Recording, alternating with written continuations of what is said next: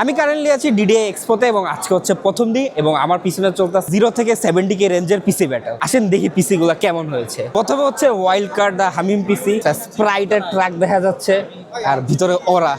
Next হচ্ছে মোর 8GB মোর FPS. এই পিসিতে খালি 8GB দেখতে পারতাছি, রিয়েলিটি ম্যাচ করবো মোর 8GB মোর এফপিএস এর।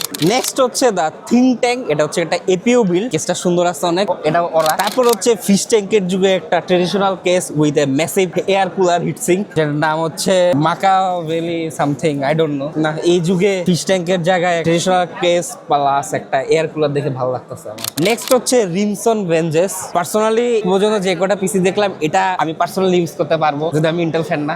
তারপর হচ্ছে প্রজেক্ট আরবি, এটাও একটা ফিশ ট্যাঙ্ক কেস, কিন্তু এখানে দেখতেছি যে ফ্যান গুলা চেঞ্জ করা হয়েছে এবং ফ্যান এগুলা ঘুরতেছে না। বিলটাকে আপনার ফ্যান ঘুরতেছে না কেন?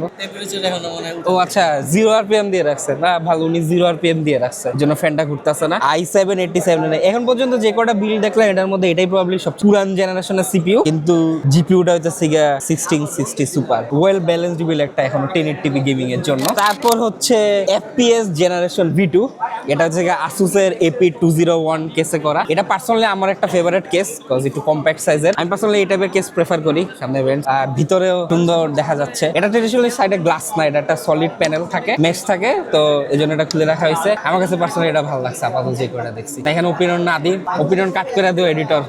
নেক্সট হচ্ছে আরেকটা উডেন টাইপ কেস, দা নো ওয়েস্ট রিগ। ফ্যানটা উল্টা, জিপিইউ কোনটা? ও জিপিইউ হইতেছে 950M।